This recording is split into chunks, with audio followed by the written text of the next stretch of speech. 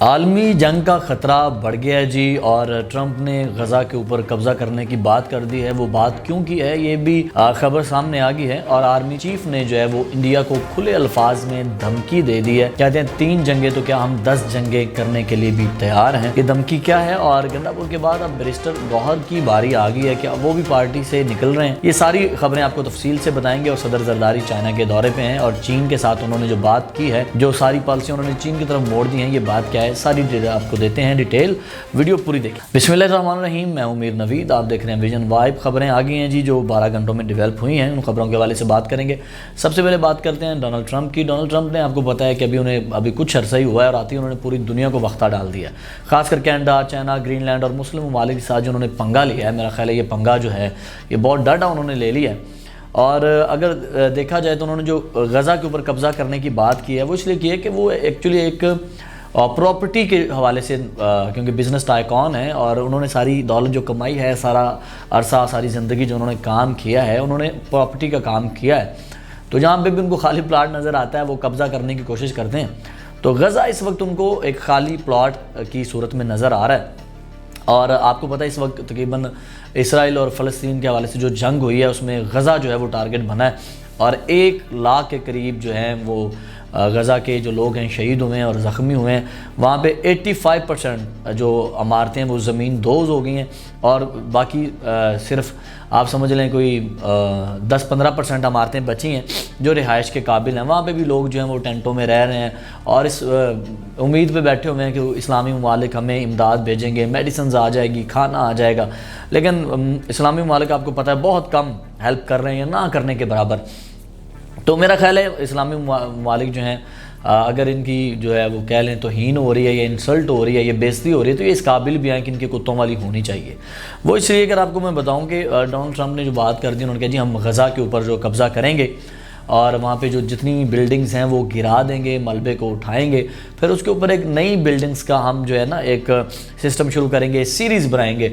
और कब्ज़ा तो बेशक अमेरिका करेगा लेकिन इन्वेस्टर अमेरिका के नहीं होंगे, क्योंकि यूरोप में बहुत इन्वेस्टर हैं डोनाल्ड ट्रंप के प्रॉपर्टी के हवाले से, यूएई में है, सऊदीया में है, इसराइल में है। तो मेरा ख्याल है वो हंस के वहाँ पर इन्वेस्ट करेंगे कि अब अगर ट्रंप जो है वहाँ पे सीरीज़ बनाए जी, Trump hall, Trump Plaza 2, Trump casino. और इसराइल जो है वो भी इस चीज़ पे आएगा कि भाई झंडा तो हमारा लगेगा ना, तो हम आ जाते हैं, हम कर लेते हैं। ट्रंप कहेगा भाई आपका मुल्क है, आपने रहना है, मैं तो बस आपको इन्वेस्टमेंट का करने का मौका दे रहा हूँ। तो वो भाग के आएंगे। इसकी ज़िंदा मिसाल एक ये भी है कि ये जो आपके अल्लाह भला करे हैं यूएई प्रिंस हैं मोहम्मद बिन सलमान, इनको ट्रंप साहब ने कह दिया, इन्हें ट्रंप साहब ने कहा जी आप हमें $1000 बिलियन इन्वेस्टमेंट करके दें, $1000 बिलियन।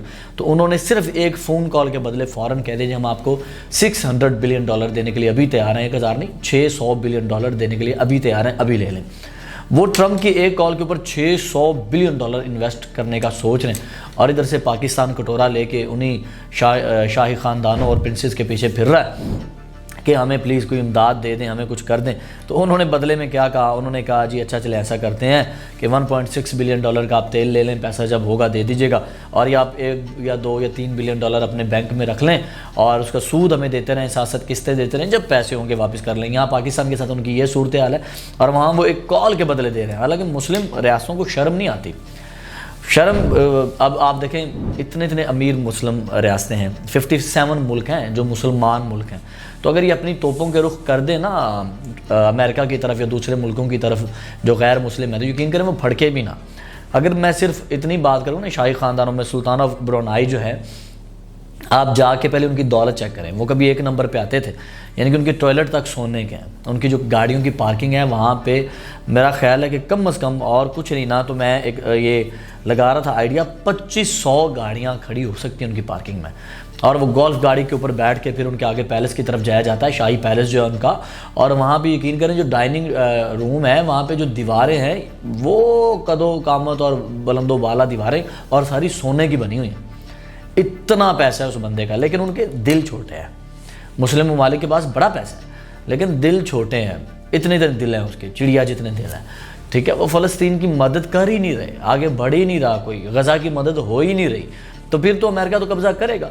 और अगर क्योंकि चाइना के साथ जिस तरह उन्होंने टैरिफ बढ़ाया और वो सारी चीज़ें की ट्रंप ने, तो चाइना अगर सीधा हो जाए ना, खाली चाइना सीधा हो जाए, हालांकि चाइना मुसलमान मुल्क नहीं है, तो चाइना भी तो सीधा हो सकता है अमेरिका को, तो फिर आप क्यों नहीं हो सकते?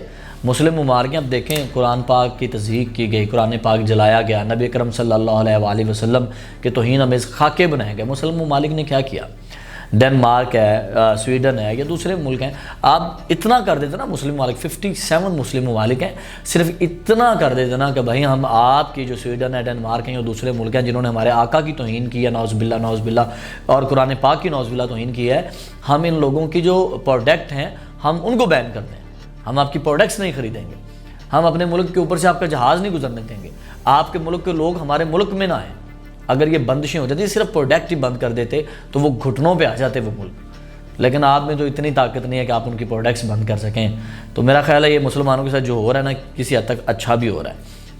कभी आपको नेटो रौंद के चला जाता है, कभी कोई रौंद के चला जाता है, तो उसी कपड़े झाड़ के फिर कहते कर लाँगे जी, कुछ कर दे, फिर कुछ नहीं, सिर्फ गल्ला गुल नहीं।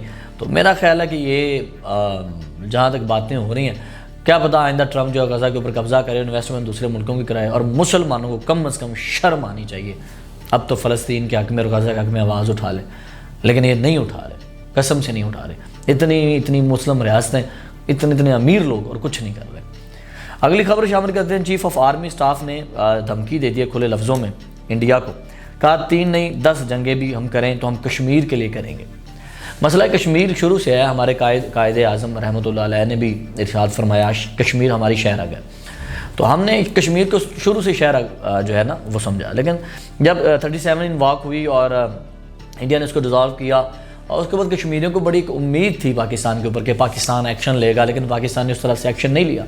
इमरान खान ने कहा जी हम हर जुम्मे को निकलेंगे और इंडिया की तरफ मुँह करके बद्दुआएँ देंगे, वो भी ना हो सका, धरने भी ना हो सके, कुछ भी ना हो सका। फिर ये सरीना के बारे एक क्लॉक लटका दिया गया, वो भी उतार लिया गया। तो मेरा ख्याल है कि कश्मीरियों को दिल टूट गए थे, कश्मीरी पाकिस्तान से बदज़न होना शुरू हो गए थे। तो अब इनको कुछ ना कुछ सोचना था, तो शायद ये उसी सिलसिले की एक कड़ी है कि उन्होंने कहा जी 3 जंगें आपसे पहले हुई हैं तो हम 10 जंगें भी करेंगे, लेकिन कश्मीरियों को तनहा नहीं छोड़ेंगे। ये कश्मीरियों को एक हौसला देने के लिए बात है, लेकिन मेरा ख्याल है ये जंग होगी नहीं। सिर्फ ये है कि हम कश्मीरियों को बता सकेंगे we are with you actually. तो मेरा ख्याल है ये सिर्फ उसी का एक मैसेज है और तो कुछ भी नहीं है। अच्छा जी, अगली खबर शामिल करते हैं। सदर आसिफ अली जरदारी साहब वो चीन के दौरे पे हैं और उन्होंने जो वहाँ पे एक बात की है, बड़ी अच्छी बात की है उन्होंने। मैं समझता हूँ उनका ये फ़ैसला बेहतर है। उन्होंने कहा जी चीन हमारा पहला दोस्त है, बाकी सारे बाद में। अब जिस तरह अमेरिका ने हमारे साथ जो किया है, USAID जो हमारी अमेरिका ने बंद कर ली है, अमेरिका ने जिस तरह लोगों को वहाँ से पाकिस्तानियों को बेदखल करने की कोशिश की है, अमेरिका ने अभी तक पाकिस्तान के हवाले से कोई बात नहीं की, अमेरिका ने अभी तक फ़लस्तीन के साथ तो अमेरिका जो करने वाला है, गज़ा के ऊपर कब्ज़ा करने वाला है। तो मेरा ख्याल है कि PTI वालों को शर्म आएगी अब कि जो PTI के वहाँ पे लोग थे, जिन्होंने सारे PTI वालों ने और मुसलमानों ने मिलके PTI वालों को कहने के ऊपर डोनाल्ड ट्रंप को वोट दिए और उसको सदर बनाया कि शायद वो इमरान खान के हक़ में बात करेगा या पाकिस्तान के हक़ में बात करेगा, लेकिन उसने अभी तक पाकिस्तान के हक़ में बात नहीं की। उसने मुसलमानों के ख़िलाफ़ बातें की, उसने गज़ा के ऊपर और फ़लस्तीन के ख़िलाफ़ बातें की और कब्ज़ा करने की कोशिश की, और इमरान खान का उसने साथ ही नहीं दिया। तो मेरा ख्याल है PTI वालों को शर्म आनी चाहिए और सोचना चाहिए कि ऐसी है की कर छड़े। अभी तक वो चुप हैं कि शायद ट्रंप कुछ सोचे, लेकिन मुझे नहीं लगता कि ट्रंप कुछ सोचेगा या ट्रंप इस हवाले से बात करेगा। वो सोच रहे हैं कि हमने किस बंदे को वोट दे दिए। तो मेरा ख्याल है कि जो फैसला किया है जरदारी साहब ने वो बेहतर है कि अमेरिका जो कर रहा है पाकिस्तान के ख़िलाफ़, तो वो बेहतर है कि भाई चाइना हमारा दोस्त भी है, हमारे वो दफ़ाई निज़ाम में भी मदद कर रहा है और चाइना हमारे करीब भी है, चाइना हमारा शुरू से मददगार भी है, सपोर्ट भी कर रहा है। तो चाइना हमारा पहला दोस्त है, ये बहुत अच्छी खबर है। ये पाकिस्तान और चीन को मजबूत करेगी, मज़ीद इनका जो है ना एक आपस में इनको मिला के रखेगी।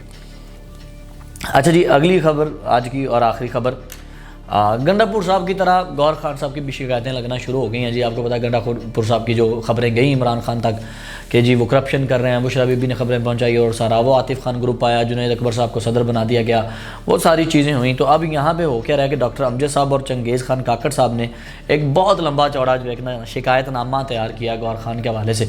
उन्होंने कहा जी हम कोई भी पार्टी के हक़ में बिल बनाते हैं या कोई चीज़ बनाते हैं तो गौहर खान साहब उसकी मुखालफत कर देते हैं, तो गौहर खान उसे हटाओ ना।